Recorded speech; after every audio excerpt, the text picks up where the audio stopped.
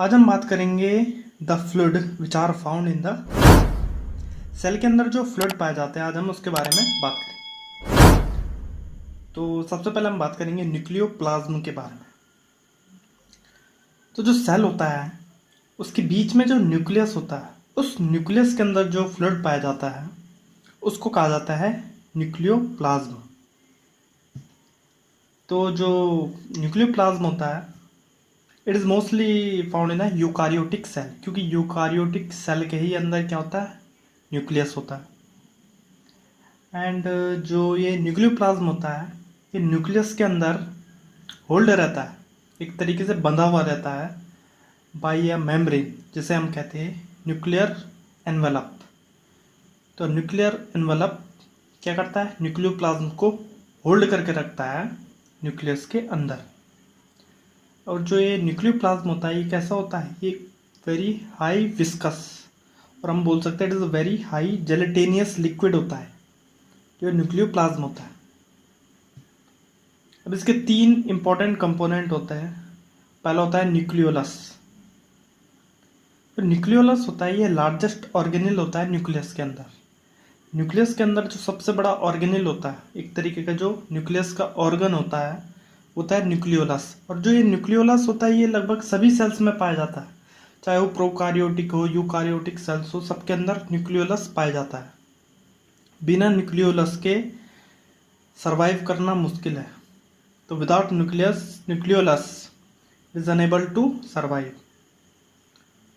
It is also the site for ribosome synthesis. जो ribosomes होते हैं यहीं उनका निर्माण होता है न्यूक्लियोलस के अंदर। और जो सेलुलर हमारी एक्टिविटीज़ होती है उनको भी ये कंट्रोल करता है। कौन, न्यूक्लियोलस। अब न्यूक्लियोलस के बाद हम बात करेंगे क्रोमेटिन के बारे में। क्रोमेटिन सबसे इम्पोर्टेंट कंपोनेंट है। तो क्रोमेटिन क्या है, क्रोमेटिन जनरली क्या है, it is a material that makes up the chromosome. इसी क्रोमेटिन मटीरियल से क्या बनता है, बाद में ड्यूरिंग द सेल डिवीजन के समय क्रोमोसोम बनता है। तो जो ये क्रोमेटिन होता है it is composed of DNA plus protein, और प्रोटीन भी हाई क्वालिटी प्रोटीन होता है, वो होता है हिस्टोन्स। तो हिस्टोन प्रोटीन और डीएनए से मिलके बना होता है क्रोमेटिन। एक तरीके से जो ये न्यूक्लियस होता है इसके अंदर ये अरेंज रहते हैं और बहुत ही रफ तरीके से फैले होते हैं न्यूक्लियस के अंदर। तो मेनली जो फंक्शन होता है क्रोमेटिन का वो होता है कि ये क्या करता है, package the DNA into the small volume. उस जो डीएनए और जो प्रोटीन है उसको छोटे से वॉल्यूम में एक तरीके से न्यूक्लियस के अंदर फिट करके रखता है, जो ये क्रोमेटिन होता है। तो package the DNA into the small volume to fit into the nucleus of the cell and also protect the DNA structure and sequence. और उसको एक तरीके से संरक्षण प्राप्त करता है ये क्रोमेटिन। तो हम बोल सकते हैं कि जो क्रोमेटिन है it is a lower order of DNA organisation, और जो क्रोमोसोम है it is a higher order of DNA organisation. दोनों होते एक ही है, क्रोमेटिन और क्रोमोसोम। बस फर्क ये है कि सेल डिवीज़न के समय जो क्रोमेटिन होता है वही कंडेंस होके क्रोमोसोम में कन्वर्ट हो जाता है, वो हम आगे भी अभी डिस्कस करने वाले हैं। और तीसरा कंपोनेंट होता है न्यूक्लियोप्लाज्म का, वो होता है न्यूक्लियर मैट्रिक्स। एक तरीके का ये गाढ़ा द्रव्य, एक तरीके का फाइबर होता है। It is a network of fibre होता है जो पूरे न्यूक्लियस में फैला होता है, थ्रू आउट द न्यूक्लियस ये फैला होता है, जो न्यूक्लियर मैट्रिक्स होता है। तो ये क्या करता है, तो इसका मेन फंक्शन होता है it maintain the structure of nucleus. तो जो न्यूक्लियस का स्ट्रक्चर होता है उसको बनाने में मेन काम होता है न्यूक्लियर मैट्रिक्स का। और ऑर्गेनाइज करता है ये जेनेटिक मटेरियल को, तो उसमें हेल्प करता है, help in organising the genetic material of the cell, nuclear matrix करता है। अब जो जब सेल डिवीज़न होता है तो सेल डिवाइज होगा, तो जाहिर सी बात है जो उसका न्यूक्लियस है वो भी उसका भी डिवीज़न होगा। तो जब न्यूक्लियर डिवीज़न होता है तो जो न्यूक्लियोप्लाज्म होता है वो क्या हो जाता है, वो रिलीज़ हो जाता है। और फिर से क्या होता है, लेकिन जब फिर से जो न्यूक्लियर एनवलप होता है वो फिर से फॉर्म होता है तो फिर से वो रिफिल हो जाता है न्यूक्लियोप्लाज्म। तो ये हो गया न्यूक्लियोप्लाज्म। अब हम दूसरा जो इम्पोर्टेंट फ्लूइड है वो है साइटोप्लाज्म। अब जो हमारा सेल होता है, फ्रॉम न्यूक्लियस से हमारा जो आउटर कवर होता है, हमारा जो सेल मेम्ब्रेन होता है, उसके अंदर जो सेमी सॉलिड मटेरियल होता है जो प्रेजेंट होता है, जो फ्लूइड प्रेजेंट होता है न्यूक्लियस से लेकर और सेल मेम्ब्रेन तक, उसको हम कहते हैं साइटोप्लाज्म।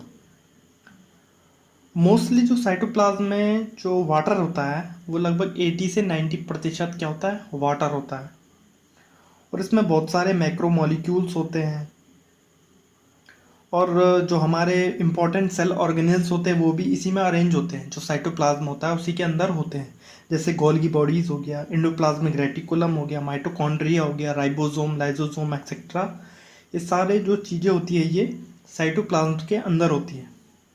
तो साइटोप्लाज्म एक बहुत इम्पॉर्टेंट साइट है फॉर द जो हमारा जो सेलुलर जो एक्टिविटीज़ होती है, सेलुलर जो रिएक्शंस होते हैं, तो उनका एक बहुत ही इंपॉर्टेंट साइट है साइटोप्लाज्म। जो साइटोप्लाज्म होता है ये क्या करता है, लगभग जो सेल का आधा वॉल्यूम होता है, half the cell volume is only responsible for cytoplasm, cytoplasm की वजह से होता है। तो it contain the jelly like fluid जैसे water, metabolic waste, protein, macromolecule, वो मैंने बता दिया, वो सारी चीज़ें इनके अंदर होती है।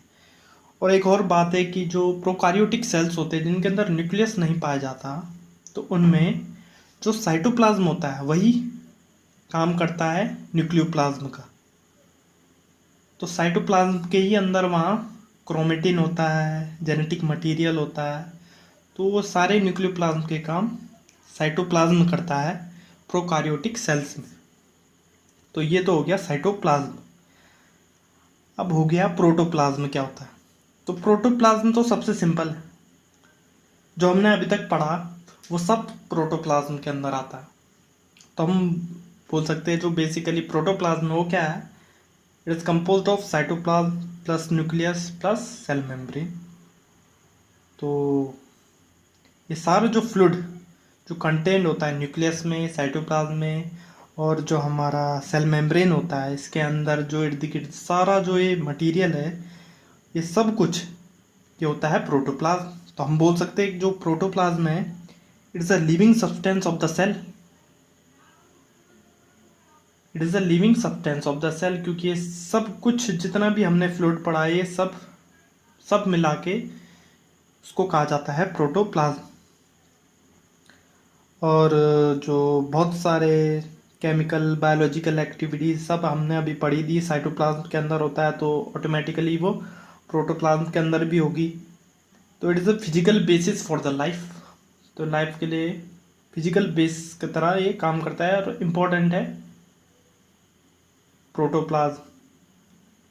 तो हम बोल सकते हैं कि protoplasm is equal to cytoplasm plus nucleus plus cell membrane, the whole of the fluid, एक साथ इसको हम कहते हैं प्रोटोप्लाज्म।